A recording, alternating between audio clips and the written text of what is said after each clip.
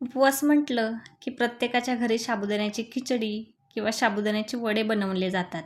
पण नेहमी तेच खाऊन कंटाळा आला असेल तर एकदा हे साबुदाण्याचे पॅनकेक नक्कीच ट्राय करू शकतो. हे झटपट बनणारे मऊ लुसलुशीत पॅनकेक आपण अगदी कमी तुपाचा वापर करून बनवणार आहोत. त्यामुळे व्हिडिओ शेवटपर्यंत नक्की पहा.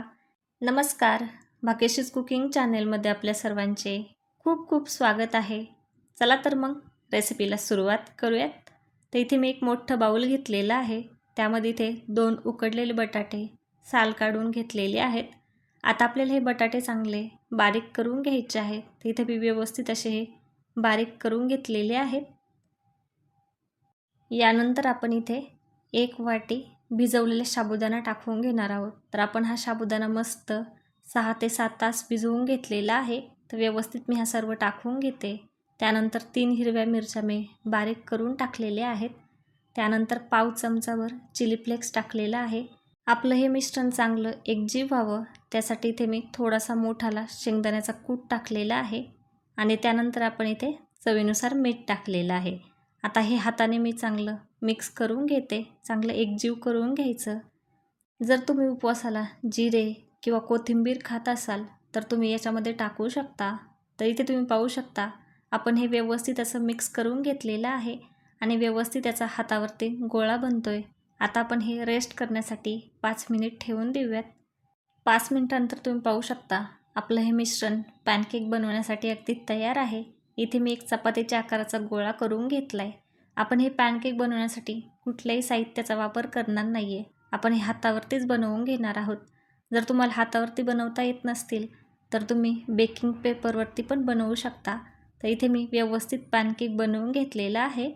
आता हे पॅनकेक आपण व्यवस्थित असे भाजून घेऊयात. त्यासाठी इथे मी पॅन गरम केलेला आहे. त्याला थोडंसं तूप लावून घेते. त्यामुळे आपले पॅनकेक खाली चिकटणार नाहीत. आपण हे पॅनकेक बनवताना अगदी कमी तुपाचा वापर करणार आहोत. त्यामुळे मी थोडंसं तूप लावलं आहे. त्यावरून हे दोन्ही पॅनकेक ठेवून देते आणि पॅनकेकच्या साईडनी मी थोडंसं तूप लावून घेणार आहे. त्यामुळे काय होईल आपले पॅनकेक मस्त असे भाजले जातील.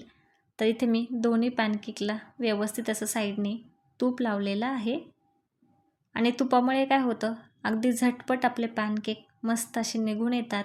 इथे तुम्ही पाहू शकता आपला पॅन आपण हलवला तरी ते सरकले जात आहेत. म्हणजे आपले पॅनकेक खाली चिकटत नाही आहे आणि अगदी झटपट निघून येणार. तर इथे मी एक पॅनकेक पलटी करून घेतलेला आहे.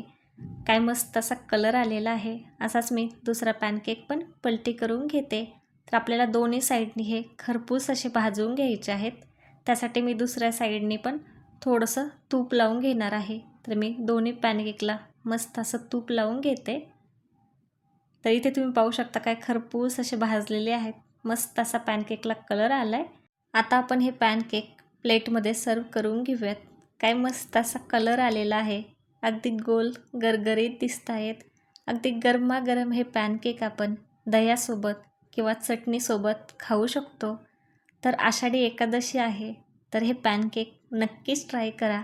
आपण हे झटपट बनणारे मऊ लुसलुशीत पॅनकेक अगदी कमी तुपाचा वापर करून बनवलेले आहेत. तर तुम्हाला ही रेसिपी कशी वाटली हे कमेंट करून सांगायला विसरू नका. व्हिडिओ आवडला असेल तर व्हिडिओला लाईक करा. तुमच्या फ्रेंड्स आणि फॅमिलीसोबत शेअर करा. अजूनही चॅनेलला सबस्क्राईब केलं नसेल तर नक्की सबस्क्राईब करा आणि त्याचबरोबर साईडला असलेले बेल आयकॉन पण क्लिक करा. तर पुन्हा भेटूयात अशाच एका नवीन रेसिपीसोबत. तोपर्यंत मस्त खा. धन्यवाद.